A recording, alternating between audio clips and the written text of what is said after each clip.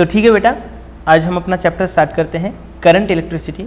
ठीक है, तो इसका पहला सवाल आपके सामने है, n connecting wires of same dimensions but having resistivities 1 2 3 up to n are connected in series.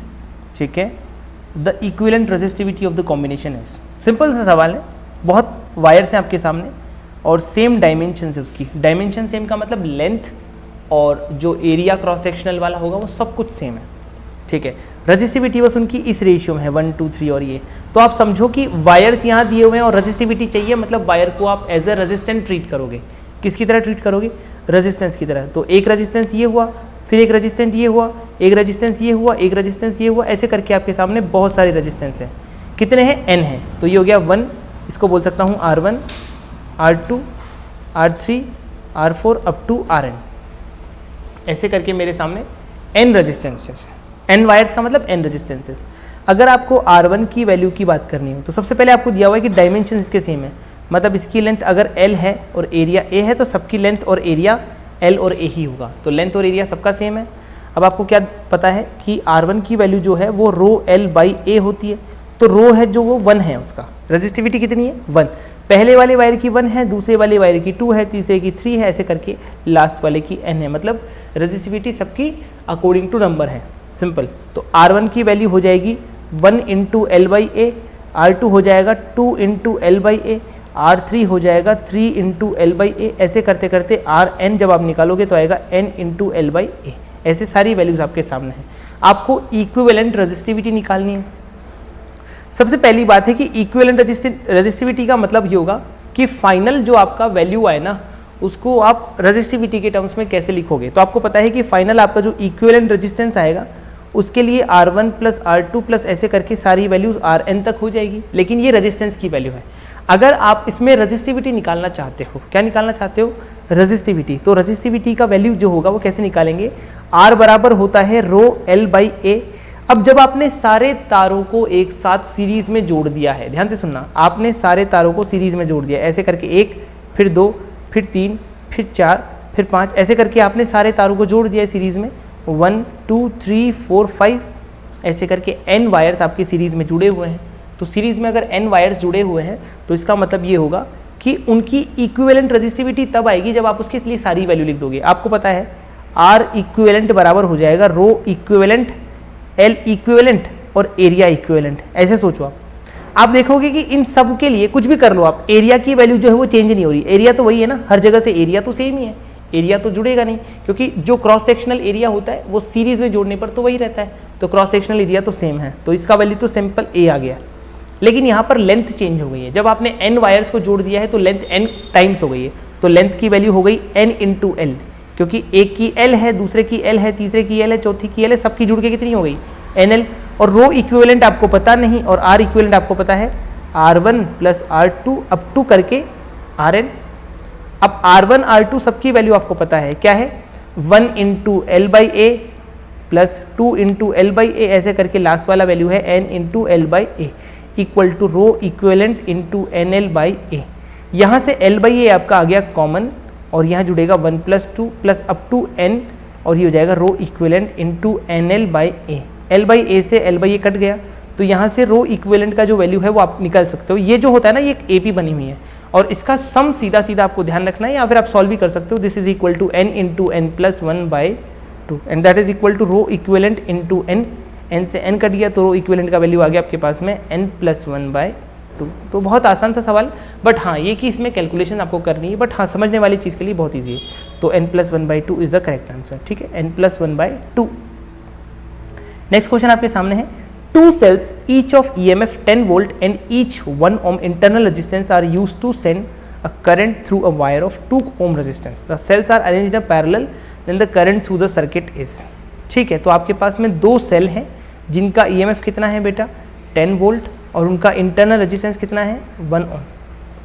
ठीक है, और ये लिखा हुआ है to send a current through a wire of 2 ohm resistance the cells are arrange in parallel. मतलब आपने दोनों को पैरेलल में अरेंज किया है इस तरह से, तो ये हो गया अरेंज। अब क्या किया आपने? Then the current through the circuit. ठीक है, then the current through circuit, इसका मतलब ये हो गया कि सेल को आपने अरेंज किया है पैरेलल में और आपने 2 ओम का वायर यहाँ जोड़ा है, तो ये 2 ओम का वायर जोड़ दो, ठीक है। तो 2 ओम का वायर अगर आप जोड़ दोगे तो उससे आपका जो करंट है उसका वैल्यू कितना आएगा, तो आराम से वैल्यू निकाल सकते हो। This is 1 ohm, this is 10 volt. तो पहले आप इसमें अगर आपको करंट निकालना है तो करंट निकालने के लिए क्या कर सकते हैं हम, करंट निकालने के लिए जो दोनों जो दिए हुए हैं आपको, इनको पैरेलल कॉम्बिनेशन की तरह से ऐड कर लो। ये 2 सेल्स हैं, इनको पैरेलल कॉम्बिनेशन की तरह कैसे ऐड किया जा सकता है, ई इक्विवेलेंट का फॉर्मूला सीधा सीधा होता है E1/R1 plus E2/R2 upon 1/R1 plus 1/R2। E1 कितना है बेटा, E1 है आपके पास में 10 अपॉन R1 है 1, 10 अपॉन 1 अपॉन 1/1 प्लस 1/1, तो नीचे 2 हो गया, ऊपर कितना हो गया 20, तो आंसर आ गया हमारा 10 वोल्ट। और अगर आप रेजिस्टेंस निकालोगे तो रेजिस्टेंस की वैल्यू आएगी, दोनों पैरेलल में है तो 1/R इक्विवेलेंट हो जाएगा 1/1 प्लस 1/1, यानी कि R इक्विवेलेंट की वैल्यू आ जाएगी 1/2।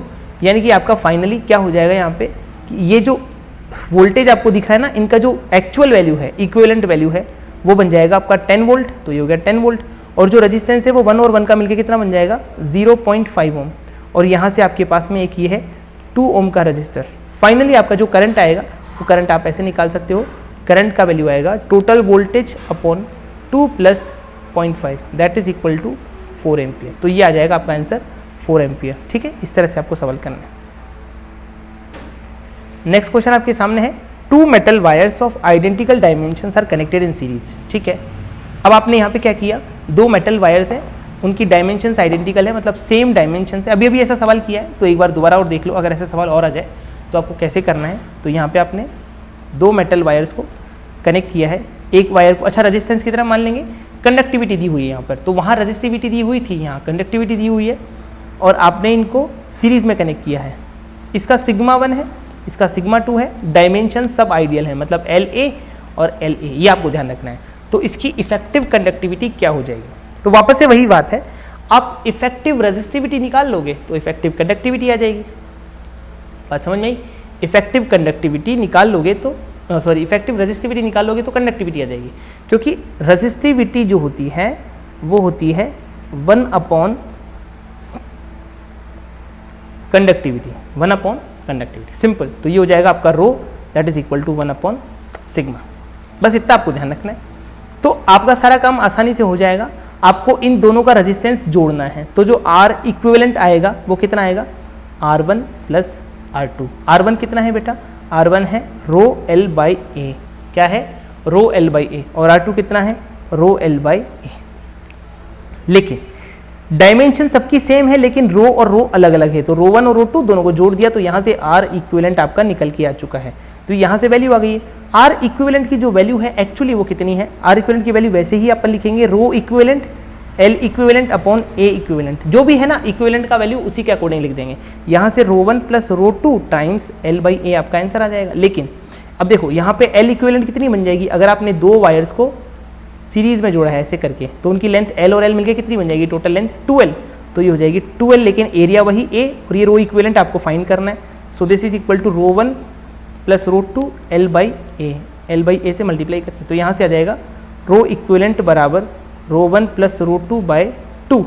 अब आपको निकालना क्या है, बेसिकली सिग्मा निकालना है। तो सिग्मा कैसे निकालोगे, सिग्मा निकालने के लिए रो इक्विवेलेंट की वैल्यू होती है 1 अपॉन सिग्मा इक्विवेलेंट बराबर 1 upon sigma 1 plus 1 upon sigma 2 upon 2।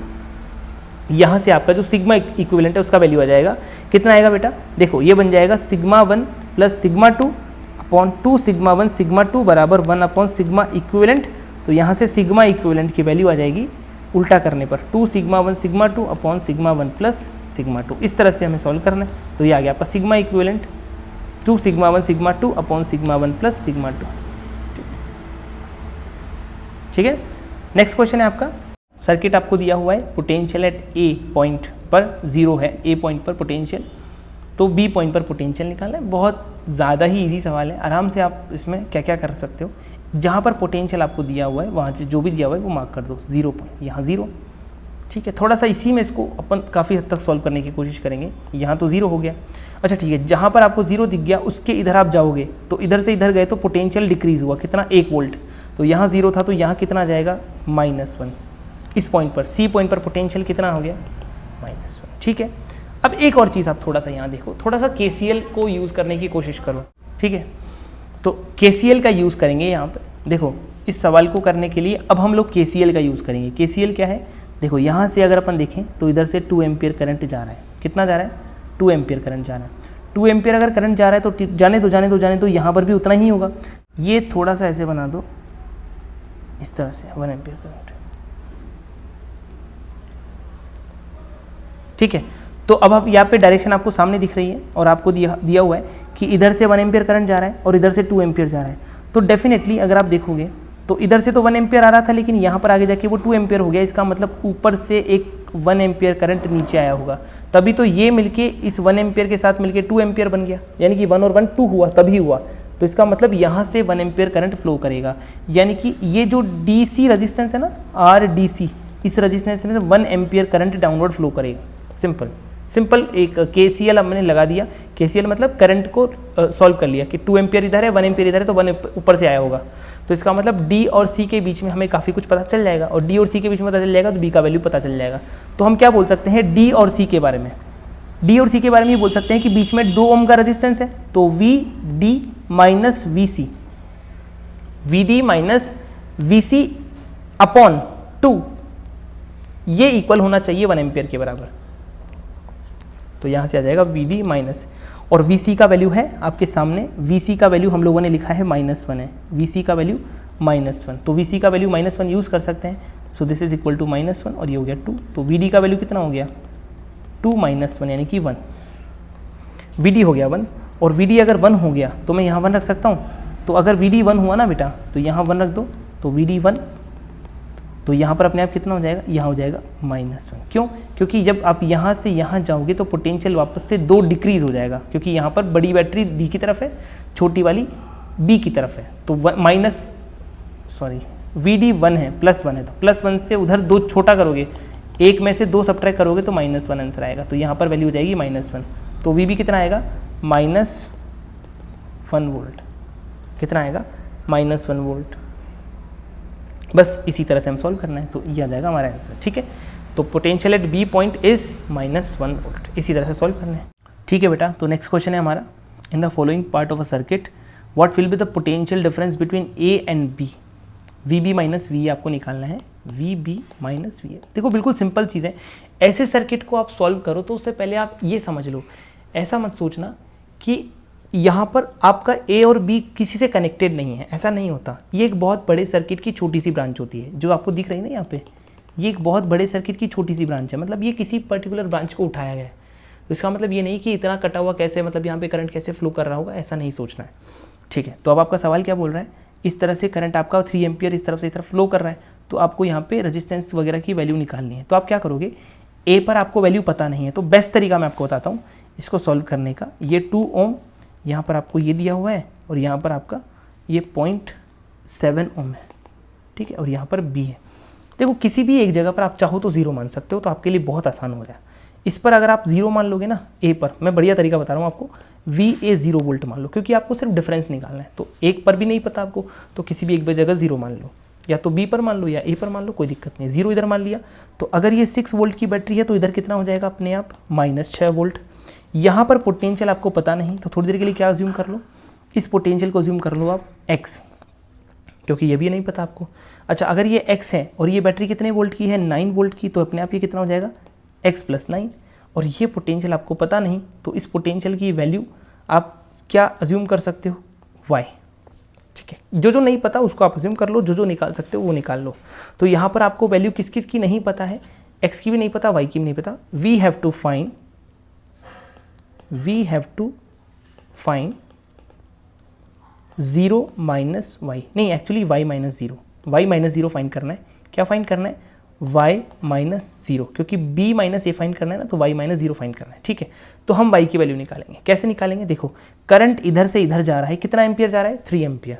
तो हम इस रजिस्टर में से जाने वाला करंट लिख देंगे। कितना करंट जाएगा? इधर से इधर जा रहा है, तो पहले लिखेंगे -6 - x/2 = 3। इसको सॉल्व करो, तो यहाँ से आ जाएगा आपका x का वैल्यू -12 वोल्ट, x का वैल्यू -12 आ गया। अब नेक्स्ट थिंग, यहाँ से भी उतना ही करंट जाएगा 3 एम्पियर, तो इसको क्या लिखेंगे हम? x + 9 - y divided by 0.7 equal to 3, तो ये हो जाएगा 2.1। x का वैल्यू है -12, तो -12 प्लस 9 माइनस वाई, तो कितना हो जाएगा -3, तो उधर जाके आ जाएगा 5.1 यानी कि -y, तो y आ जाएगा -5.1 वोल्ट। कितना आ जाएगा -5.1 वोल्ट। बस तो ये आपका आंसर आ जाएगा। तो y का वैल्यू -5.1 आ गया। तो आपको निकालना क्या था, VB माइनस VA, तो VB माइनस VA मतलब -5.1 -0, यही तो आपका आंसर था, VB माइनस VA। VB तो आपका कितना था, देखो आपको निकालना भी तो y माइनस 0 ही था, तो ये वैल्यू आ रहा है -5.1। सो दिस इज द आंसर। कितना आ रहा है आंसर, देखो एक बार ध्यान से, this is the answer -5.1, this is the answer. ठीक है, नेक्स्ट क्वेश्चन आपका है एल्यूमिनियम जिसका अल्फा दिया हुआ है, रेजिस्टेंस R1 है, कार्बन जिसका अल्फा दिया हुआ है, रेजिस्टेंस इतना दिया हुआ है, connected in series to have a resultant resistance of 36 ohm at all temperatures, the value of R1 and R2 in ohm respectively are.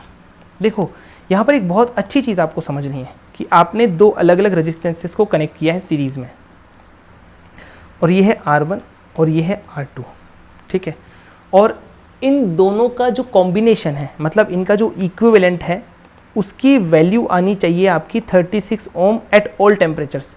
इसका मतलब किसी भी टेम्परेचर पे देखो तो इसकी वैल्यू 36 ओम आनी चाहिए। तो ऐसा कैसे पॉसिबल हो सकता है, जैसे मान लो अभी आपका टेम्परेचर है T1 और आपने किसी टेम्परेचर की बात करी T2 की, मतलब मान लो आपने टेम्परेचर बढ़ा दिया, तो ऑब्वियसली बात है R1 बढ़ेगा कि नहीं, टेम्परेचर बढ़ता है, लेकिन यहाँ पर आपको अल्फा जो है कार्बन का वो नेगेटिव दिया हुआ है, इसका मतलब इसका जो R2 होगा ना वो घटेगा। अब देखो इसका R1 बढ़ेगा, इसका R2 घटेगा टेम्परेचर बढ़ाने पर। अगर मान लो कि आप टेम्परेचर को कम करते हो तो R1 घटेगा और R2 बढ़ेगा, यही होगा, क्योंकि अल्फा पॉजिटिव होने का मतलब होता है कि टेम्परेचर बढ़ाने पर रेजिस्टेंस बढ़ेगा और टेम्परेचर घटाने पर घटेगा। तो अगर आप चाहते हो कि टेम्परेचर बढ़ाने पर चाहे कुछ भी करने पर इनका जो कॉम्बिनेशन है वो 36 ओम के बराबर है, तो उसका मतलब ये है कि आप कोई भी चेंज कर लो टेम्परेचर में तो भी आपका जो इक्विवेलेंट रेजिस्टेंस है वो उतना ही रहे। तो मैं मान लेता हूँ इनका रेजिस्टेंस है R1 और R2 स्टार्टिंग में, तो R1 प्लस R2 किसके बराबर हो जाएगा, 36 के बराबर। अब आपने क्या किया, थोड़ी देर बाद इन दोनों का टेम्परेचर कुछ बढ़ा दिया, मान लो डेल्टा T बढ़ा दिया, तो डेल्टा T इंक्रीज करने से इसका रेजिस्टेंस कितना हो गया, इसका रेजिस्टेंस हो जाएगा R1 डैश बराबर R1 इंटू 1 प्लस अल्फ़ा की वैल्यू कितनी है 4 इंटू 10⁻³ इंटू डेल्टा T, ठीक है, और R2 डैश कितना हो गया, R2 इंटू 1 प्लस अल्फ़ा कितना है, अल्फ़ा की वैल्यू नेगेटिव है, -0.5 है, -0.5, तो यहाँ आ जाएगा -0.5 इंटू 10⁻³ और डेल्टा T, ये आ जाएगा। आप दोनों को आपको क्या करना है, इन दोनों को अभी भी ऐड करना है, R1 dash plus R2 dash, मतलब अभी भी टेम्परेचर पे R1 dash plus R2 dash, इसका वैल्यू जो है वो 36 ही आना चाहिए। कॉम्बिनेशन का जो इक्विवेलेंट रेजिस्टेंस है वो इतना ही आना चाहिए। तो जब आप इसको सॉल्व करोगे तो क्या मिलेगा आपको, R1 डैश का वैल्यू है R1 plus R1 into 4 into 10⁻³ into delta T, और इधर से वैल्यू जो आएगी वो आएगी R2 माइनस, सॉरी प्लस करना है ना आपको यहाँ पे, तो ये प्लस, और यहाँ जाएगा R2 minus R2 into 0.5 into 10⁻³ into delta T, और ये दोनों का जो सम है इसका प्लस इसका, ये सम 36 होना चाहिए, 36 हो जाएगा। 36 अगर हो जाएगा तो बहुत आसानी से आप क्या बोल सकते हो, R1 प्लस R2 है, R1 प्लस R2 तो ऑब्वियस ही बात है वो तो 36 है ही सही, 36 है, तो इसका मतलब ये तो हो गया 36 plus R1 into 4 into 10⁻³ delta T और minus R2 into 10⁻³ into 0.5 delta T बराबर 36, तो ये कट गया। तो इसका मतलब दोनों को आप इधर उधर ले जाके देखोगे ना तो आपको क्या मिलेगा, R1 और R2 में रिलेशन चाहिए, क्या चाहिए, R1 और R2 की वैल्यू चाहिए। तो यहाँ से देखोगे तो R1 इंटू 4 बराबर उधर चल के आ जाएगा R2 इंटू 0.5 मतलब R2/2, यानी कि R1/R2 का वैल्यू 1/8 होना चाहिए, R1/R2 का वैल्यू 1/8 होना चाहिए। तो 1/8 का मतलब ये है कि इसमें से कौन सा कॉम्बिनेशन सही बैठ रहा है, ये वाला 1/8, मतलब 4 और 32 हो जाए तो ही कॉम्बिनेशन सही है। ऐसे बहुत सारे वैल्यूज़ पॉसिबल है, बट हाँ इनमें से पॉसिबल वैल्यू है 4 और 32, क्योंकि R1 और R2 का रेशियो आपका 1/8 आ रहा है। ठीक है। तो आपको बेसिकली यहाँ पे करना क्या था, बेसिकली ये तो हमने इक्वेशन के तरीके से किया, बट अगर इसको नॉर्मली सोचते तो कैसे सोचते, देखो R1 और R2 की वैल्यू जोड़ के 36 आनी चाहिए, चाहे किसी भी टेम्परेचर पे कर दो। तो यानी कि अगर दोनों को जोड़ने पर 36 ही आ रहे हैं हमेशा, तो अगर एक बढ़ेगा ना तो दूसरे को घटना पड़ेगा, एक जितना बढ़ेगा दूसरा उतना ही घटेगा, तो जितना एक बढ़ रहा है उतना दूसरा घटना चाहिए, मतलब दोनों का जो चेंज है वो बराबर होना चाहिए, क्योंकि एक घट रहा है डेफिनेटली, एक इंक्रीज हो रहा है, एक डिक्रीज हो रहा है। तो आप ऐसे भी बोल सकते हो कि जो एक का इंक्रीमेंट है, एक का इंक्रीमेंट बराबर दो का डिक्रीमेंट, सिंपल। तो एक का इंक्रीमेंट कितना होगा, R1 अल्फा डेल्टा टी, यानी कि R1 अल्फा कितना है 4 इंटू 10⁻³ डेल्टा टी, और दूसरे का डिक्रीमेंट कैसे होगा, R2 इंटू अल्फा की वैल्यू है 0.5 इंटू 10⁻³ और ये डेल्टा टी, तो ये डेल्टा टी से डेल्टा टी कट गया। अब देखो यहाँ पे 10⁻³ से 10⁻³ कट गया, तो ये गया R1, 4R1 बराबर R2/2, तो R1/R2 बराबर 1/8, यहाँ से भी आ रहा है, मतलब यही है इंक्रीमेंट और डिक्रीमेंट बराबर किया, दैट्स इट।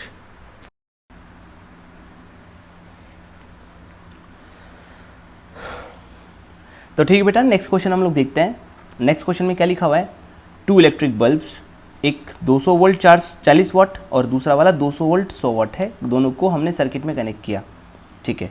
तो आपको बताना है कि इनमें से क्या क्या प्रॉब्लम या क्या क्या चीज़ सही है इसमें, ठीक है। ध्यान से सुनो, आपको जब भी ये जो वैल्यू दी जाती है ना 200 वोल्ट और 40 वाट, ये इस तरह की जो भी वैल्यू दी जाती है उसमें एक वोल्टेज होता है, एक वॉट होता है, वो उसकी रेटेड वैल्यूज़ होती हैं। क्या होती हैं, रेटेड वैल्यूज़। अब ध्यान से सुनो, बल्ब हमेशा एक रजिस्टर की तरह बिहेव करता है। किसकी तरह बिहेव करता है, रजिस्टर की तरह। सर्किट में वो एक रजिस्टर की तरह पावर को डिसिपेट करता है। रजिस्टर जैसे पावर डिसिपेट करते हैं ना, उसी तरह के उसमें फॉर्मूले लगते हैं। जैसे मान लो अगर यहाँ से करंट I आ रहा है और इस बल्ब का रेजिस्टेंस अगर मैंने R मान लिया, मान low resistance of bulb is like this, तो आप क्या लिखोगे कि ये पावर डिसिपेट करेगा। पावर कितनी डिसिपेट करेगा, I² RB। या फिर मान लो इसके अक्रॉस पोटेंशियल डिफरेंस अगर V है तो ये कितना पावर डिसिपेट करेगा। इसको दो तरीके से लिखा जा सकता है, एक तो V²/RB या फिर I²RB, दोनों में से कोई भी तरीके से आप लिख सकते हो जैसे आपको सूटेबल लगे, ठीक है। अब यहाँ पे आपको रेजिस्टेंसेस वगैरह देखने हैं, तो रेजिस्टेंसेस वगैरह कैसे देख सकते हो, रेजिस्टेंस सिंपल है, आपको हमेशा क्या करना है, रेटेड वोल्टेज का स्क्वायर अपॉन रेटेड पावर जो दी हुई है वही क्या होता है, इसका रेजिस्टेंस होता है। आप यहाँ देख सकते हो ना, पावर बराबर V²/RB आया, तो RB का वैल्यू क्या जाएगा, V²/पावर, और V²/पावर आएगा तो V² का मतलब रेटेड वोल्टेज का स्क्वायर और रेटेड पावर अपॉन में, है ना। तो ये R1, मतलब जैसे अगर मान लो R1 की वैल्यू निकालनी है तो पहले वाले बल्ब के लिए कितना आएगा 200 का स्क्वायर अपॉन 40, और दूसरे के लिए कितना आएगा R2 बराबर 200 का स्क्वायर अपॉन 100। अब देखो ये दोनों डिफरेंट है, मतलब पहला तो गलत हो गया।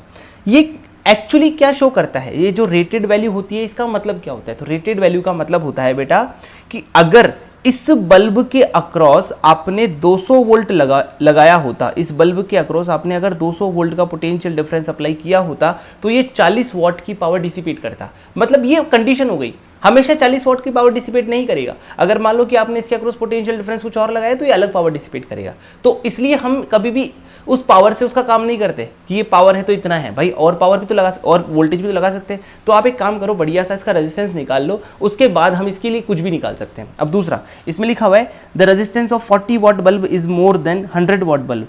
तो आप देख सकते हो किसका रेजिस्टेंस ज्यादा है, 40 वॉट वाला जो है ना, इसका रेजिस्टेंस और इसका रेजिस्टेंस में ऑब्वियस ही बात है R1 जो है वो आपको ज़्यादा दिख रहा होगा, क्योंकि नीचे 40 से डिवाइड कर रहा हूँ, इसमें नीचे 100 से डिवाइड कर रहा हूँ, तो किसका रेजिस्टेंस ज़्यादा है, the resistance of 40 what bulb is more than 100 what bulb. तो ये वाला बिल्कुल सही हो गया, the resistance of 100 what bulb, ये गलत है। They have equal current through them, तो दोनों के अक्रॉस जो करंट है वो जाएगा, सेम जाएगा या डिफरेंट जाएगा।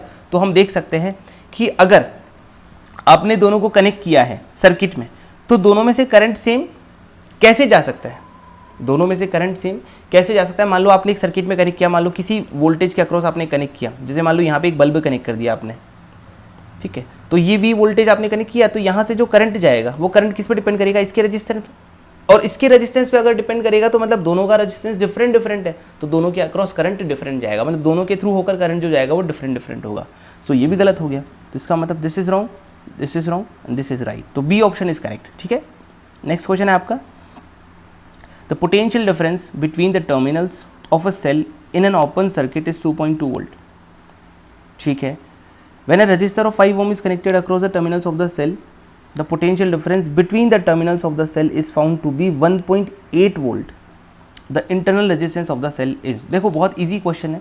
आपको ये बोला जा रहा है कि ओपन सर्किट है। ओपन सर्किट का मतलब ये एक सेल है, इसको ओपन रखा हुआ है, अभी क्या रखा हुआ है, ओपन। तो इसके टर्मिनल के अक्रॉस पोटेंशियल डिफरेंस जो है, पोटेंशियल डिफरेंस वो कितना दिया हुआ है, 2.2 वोल्ट। अब हमें पता है कि जो सेल होता है उसके अक्रॉस पोटेंशियल डिफरेंस 3 तरीके के होते हैं, या तो E होता है, या E माइनस आई आर होता है, या E प्लस आई आर होता है। ये तब होता है जब वो सोर्स बन जाता है, ये तब होता है जब वो लोड बन जाता है, और ये तब होता है जब वो ओपन सर्किटेड रहता है, या और नो करंट, ऐसे समझ सकते हो। ऐसे जब इसमें कोई करंट नहीं होता ना तो इसमें ये ऐसा हो जाता है। और ऑब्वियस सी बात है कि अगर करंट जीरो है तो आप कोई सा भी वैल्यू रख लो, सबका वैल्यू ई आएगा। मतलब जो आपको ओपन सर्किट में दिया हुआ है पोटेंशियल डिफरेंस, ये इसके ईएमएफ के बराबर है। किसके बराबर है, ईएमएफ के बराबर। मतलब मुझे सेल का ईएमएफ पता चल चुका है, this is equal to 2.2 volt. This is the EMF of the cell. ठीक है, अब इसके अक्रॉस आपने एक रजिस्टर कनेक्ट किया। ठीक है, तो अब आपने रजिस्टर कनेक्ट किया तो करंट फ्लो करेगा डेफिनेटली, यानी कि ये हो गया एक सेल, उसके अक्रॉस आपने ये कनेक्ट किया। ठीक है, अभी तक इंटरनल रेजिस्टेंस का मतलब नहीं था क्योंकि सर्किट ओपन है। मतलब जब तक मैंने आपको बताया हुआ भी है कि जब रजिस्टर से कोई करंट फ्लो नहीं करता ना, तब तक उसका कोई मतलब ही नहीं रहता। मतलब आप उसको यूज भी मत करो, कोई प्रॉब्लम नहीं है। लेकिन जब करंट फ्लो करने लगता है तब दिक्कत है। तो आप अब देखोगे कि इसका एक इंटरनल रेजिस्टेंस जो है ना वो यहाँ पर दिक्कत करेगा। हमें इसका ईएमएफ पता चल चुका है 2.2 वोल्ट। आर का वैल्यू हमें नहीं पता, लेकिन ये 5 ओम हमें पता है। तो अभी अब क्या बोला जा रहा है कि इसमें करंट फ्लो कर रहा है, और करंट फ्लो कर रहा है तो अपन क्या कर सकते हैं, करंट की वैल्यू निकाल सकते हैं। करंट फ्लो करेगा ना तो करंट की वैल्यू निकाल सकते हैं। That would be coming as 2.2 upon 5 plus R. ये वैल्यू हमें रख लो बचा के, हमें रखना है इसको। ठीक है, अब बोला जा रहा है कि the potential difference between the terminals of the cell, terminal के अक्रॉस कितना पोटेंशियल डिफरेंस फाइंड किया जाएगा। तो टर्मिनल में आप पूरा का पूरा ये लेते हो, क्योंकि ये जो इंटरनल रेजिस्टेंस है ना ये तो बीच में होता है, यहाँ पे होता है, यहाँ पे होता है। तो आप जब टर्मिनल की बात करते हो तो इसके अक्रॉस पोटेंशियल डिफरेंस निकालते हो। तो अब जो पोटेंशियल डिफरेंस आ रहा है दैट इज ऑब्वियस ही बात है कि ये सोर्स है, तो इसके अक्रॉस पोटेंशियल डिफरेंस आएगा E माइनस आई आर। समझ में आ गई बात। वैसे भी कम हो रहा है, आप देख सकते हो पोटेंशियल डिफरेंस 1.8 आ रहा है, कम हो रहा है, इसका मतलब वो E माइनस आई आर होगा। कितना वैल्यू आएगा इसका वैल्यू, इसका वैल्यू आएगा E कितना है 2.2 माइनस आई का वैल्यू है 2.2 upon 5 plus R multiplied by R, और ये वैल्यू है पोटेंशियल डिफरेंस के बराबर, जो कि कितना दिया हुआ है 1.8। So it is equal to 1.8। आप देख सकते हो 2.2 कॉमन आ जाएगा, 2.2 को उधर भेज दो तो आएगा 9/11, और यहाँ पे आ जाएगा 1 minus 1 upon 5 plus R into R. ठीक है, मैंने 2.2 को उधर भेज दिया, 2.2 को डिवाइड कर दिया, तो 1.8 अपॉन 2.2 9/11 हो गया। तो अब यहाँ से सॉल्व करोगे तो आएगा 5 upon 5 plus R is equal to 9/11। ठीक है, तो ये आ जाएगा 55 बराबर 45 प्लस 9R। तो R का वैल्यू कितना आ रहा है बेटा 10/9। इस तरह से हम लोग इंटरनल रेजिस्टेंस फाइंड कर सकते हैं। 10/9 ohm is the correct answer, so this is correct. ठीक है, नेक्स्ट क्वेश्चन आपको दिया हुआ है, इसमें लिखा हुआ है in the circuit shown in the figure the reading of ammeter. अब रीडिंग ऑफ अमीटर का मतलब यहाँ पर ये कोई अमीटर का क्वेश्चन नहीं है, सिर्फ और सिर्फ रीडिंग का मतलब होता है कि आपको उसमें कितना करंट फ्लो कर रहा है ये निकालना है। तो आपको इस तरह के सवाल सॉल्व करने के लिए बेस्ट तरीका बताता हूँ। इस तरीके के सवाल सॉल्व करने के लिए हमें क्या करना चाहिए, देखो जिस भी ब्रांच में से करंट निकालना है ना, जिस भी ब्रांच में से करंट निकालना है उस ब्रांच को बचा के रखो। मैं लिख देता हूँ नोट, जिस ब्रांच में से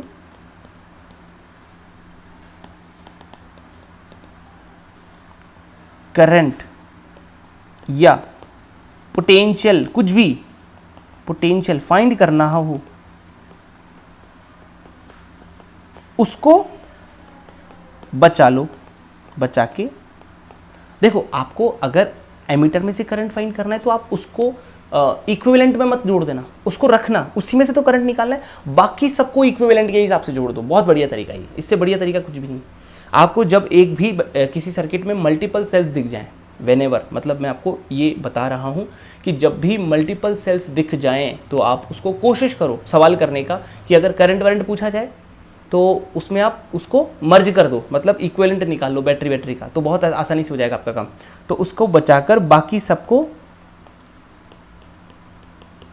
सबका इक्विवेलेंट निकाल लो। ये हिंदी में बताया ताकि आपको क्लियर रहे दिमाग में। तो यहाँ पे क्या होगा, यहाँ पे देखो आपके सामने ये जो ब्रांच है इसमें से करंट आपको फाइंड करना है, चाहे इधर जाए चाहे उधर जाए, कैसे भी आए कोई प्रॉब्लम नहीं है। बट इसके साथ में ये 2 बैटरीज वाला और ये 2 बैटरीज हैं, ये दोनों प्रॉब्लम करेगी। तो आप क्या करो, इन दोनों बैटरीज को देखो ध्यान से, ये दोनों बैटरीज ये दोनों सीरीज में हो गई 1 और 2। मैं मान लेता हूँ 1 और 2, तो 1 और 2 किस में है, 1 और 2 जो है वो सीरीज में है। और अगर आप 3 और 4 को देखोगे तो 3 और 4 किस में है बेटा, पैरेलल, सॉरी ये भी सीरीज में, अपने अपने हिसाब से सीरीज में, दोनों सीरीज में। तो पहले सीरीज में ऐड कर दो। सीरीज में ऐड करने का तरीका क्या रहता है, आपको दिख रहा है सीरीज में सब कुछ साफ दिख रहा है। एक बार इसको थोड़ा सही से बना लेते हैं, 1 1 2 2 है ना,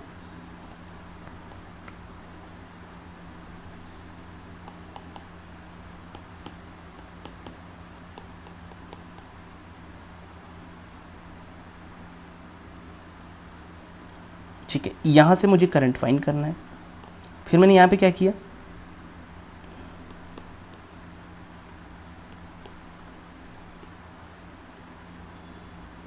वन वन थ्री थ्री, ठीक है, दिस इज वैल्यू।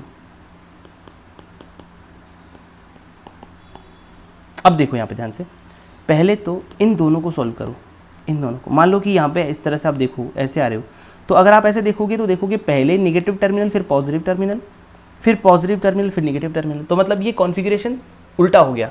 जैसे अगर मान लो आपको जोड़ना आता होगा ना कि सीरीज़ में बैटरीज को कैसे जोड़ते हैं, अगर ये ऐसे चल रहा है, ऐसे चल रहा है, तो सब ऐड होंगे, क्योंकि इसमें कॉन्फ़िगरेशन चेंज नहीं हुआ, minus plus minus plus minus plus, एक तरह से इसी तरह से इंक्रीजिंग ऑर्डर में चल रहा है सब कुछ, इंक्रीज हो रहा है, फिर इंक्रीज हो रहा है, फिर इंक्रीज हो रहा है। तो इस केस में आप ऐड करते हो सारे पोटेंशियल को। लेकिन यहाँ पे क्या हो रहा है, पहले इंक्रीमेंट आ रहा है, फिर डिक्रीमेंट आ रहा है, तो यहाँ पर पोटेंशियल को सब्ट्रैक्ट करना है। ये चीज़ आप देख लेना, ठीक है, ये बहुत ईजी है। तो यहाँ पे 2 वोल्ट और 1 वोल्ट दोनों क्या हो जाएंगे, सब्ट्रैक्ट हो जाएंगे। तो कितना आएगा, 1 वोल्ट। तो ऊपर जो बैटरी बन रही है वो 1 वोल्ट की है, और बड़ा साइड इसकी तरफ है, तो इसके अकॉर्डिंग काम होगा। इसके साइड बड़ा है ना, इसके साइड में, तो इसके हिसाब से काम होगा। तो ये बना दिया इसके हिसाब से, ठीक है। तो ये तो आ गया आपका 1 वोल्ट। अच्छा, ये 2 ओम और 1 ओम जो है मिलके कितना बन गया, 3 ओम। तो इसको बना दो। बीच में वापस से आपका क्या है, ये बैटरी और ये एमीटर है, एमीटर यहाँ पे, ठीक है। फिर नीचे क्या है, देखो ये 3 वोल्ट है और ये 1 वोल्ट है। अगर आप देखोगे तो इधर से इंक्रीमेंट फिर डिक्रीमेंट, तो वापस से वो सब कुछ घटा, तो कितना आ जाएगा, ये 3 वोल्ट और 1 वोल्ट को मतलब आपको सब्ट्रैक्ट करना है, तो कितना हो जाएगा, 2 वोल्ट। और यहाँ पर ओम कितना आएगा, ओम आएगा यहाँ पे 1 और 3 4 ओम। बात समझ में आ गई। वहाँ पर मैंने दोनों को जोड़ दिया था, रजिस्टर तो हमेशा जोड़ेंगे, तो ये हो जाएगा आपका 4 ओम। अब देखो आपके सामने वापस से क्या है, ये दोनों जो बैटरीज दिख रही है ना, ये दोनों ऊपर नीचे वाली बैटरीज, इनको आप थोड़ा ध्यान से देखो। तो ये दोनों बैटरीज, मान लो इसको मैंने x मान लिया, इसको y मान लिया, तो x और y जो है वो पैरेलल में है। इसमें है पैरेलल में, और पैरेलल में है तो आप इसको थोड़ा सही से बनाओगे अगर, तो आपको फील भी आ जाएगा। ये 3 ओम है, ये 1 वोल्ट है। नीचे वाली बैटरी को, बीच वाली ब्रांच को नीचे बना दो और नीचे वाली ब्रांच को ऊपर बना दो, तो आपको पता चल जाएगा 2 वोल्ट और 4 ओम। और यहाँ से आप ऐसे समझ लो कि एक रजिस्टर और ये एमीटर। देखो इसमें कोई डिफरेंस नहीं है, नीचे वाली ब्रांच को आपने ऊपर शिफ्ट कर दिया, बाकी सब कुछ सेम है, कोई प्रॉब्लम नहीं उसमें, सब ये दोनों एक ही जैसे सर्किट्स हैं, ठीक है भाई। तो अब देखो ये दोनों पैरेलल में दिख रहे हैं, और पैरेलल में दिख रहे हैं ना, तो भी इनके टर्मिनल्स में एक दूसरे में ऑपोजिट चीज़ें लगी हुई है। जैसे इसका इधर पॉजिटिव है, इधर नेगेटिव है, इधर नेगेटिव, इधर पॉजिटिव। तो इसका मतलब ये E1/R1 minus E2/R2 upon 1/R1 plus 1/R2 के तरीके से सॉल्व होंगे। ये E इक्विवेलेंट निकालने का तरीका हो जाएगा।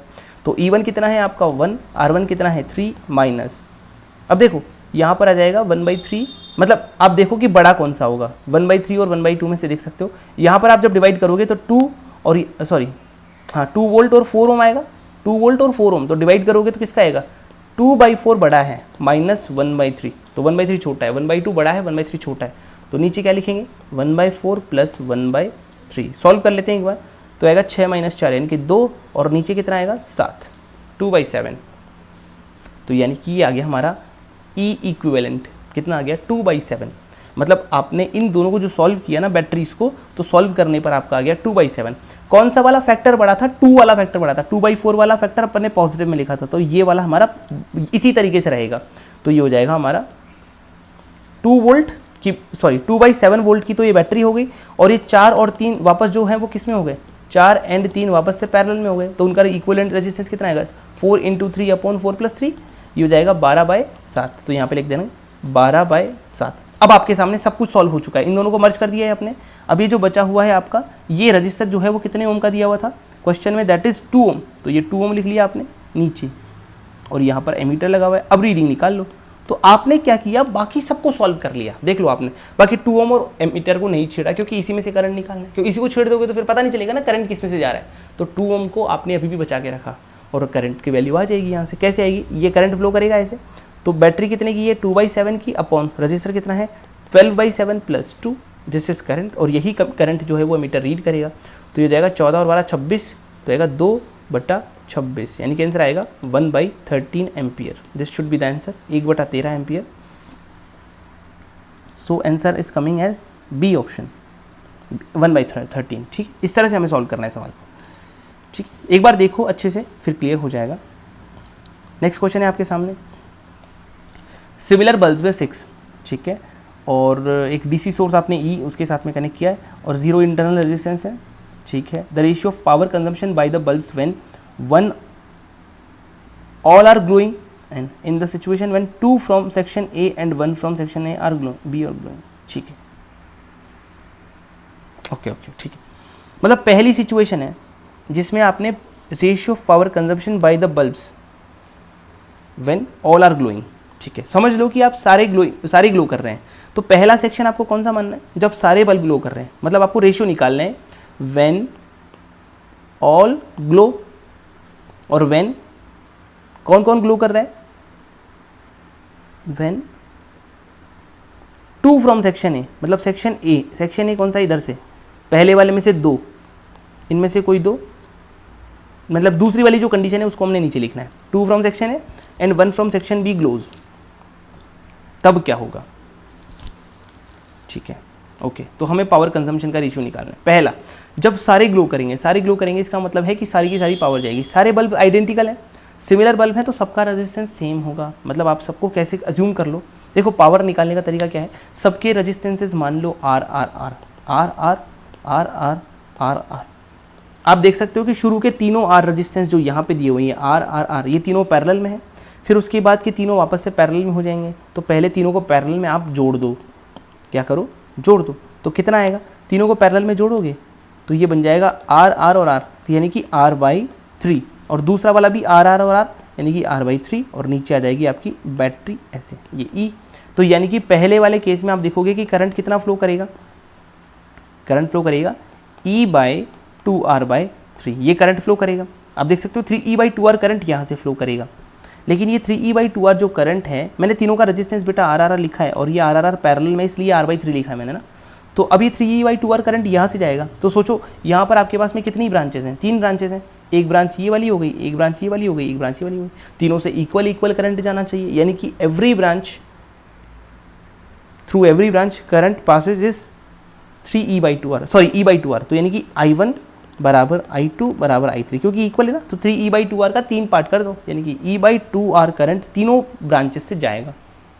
बात समझ आ गई, और तो कहीं जाएगा नहीं, तीनों ब्रांचेस से करंट जाना चाहिए।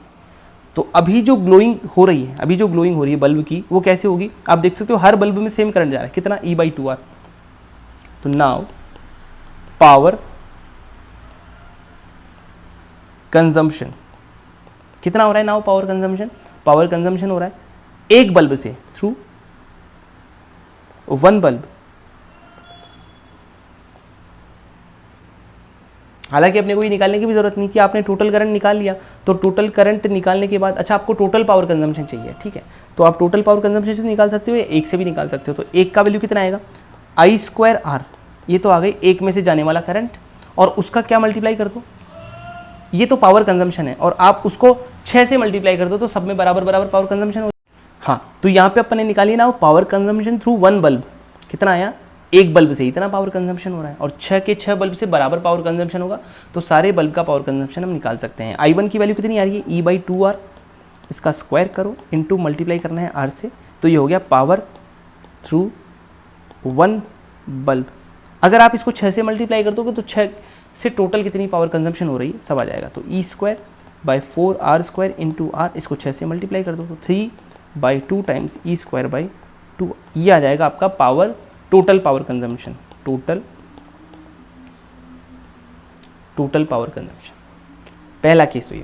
अब आपको दूसरा केस सॉल्व करना है, जब आपके सामने इसमें से 2 बल्ब जलें, और दूसरे में से सिर्फ एक बल्ब जले, इसका मतलब समझ लो कि वहाँ से बल्ब हटा दिया मैंने।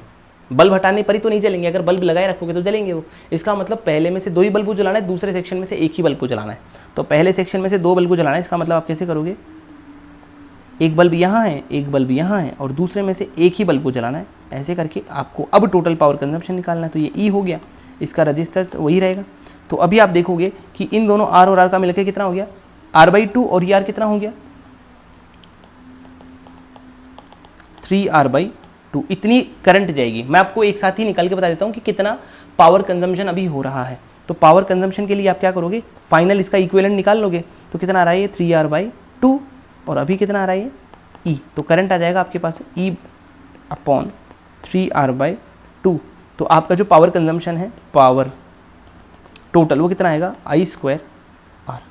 पर यहाँ पर मल्टीप्लाई रेजिस्टेंस से करना है। तो I कितना है, करंट है 2E/3R का होल स्क्वायर इनटू रेजिस्टेंस।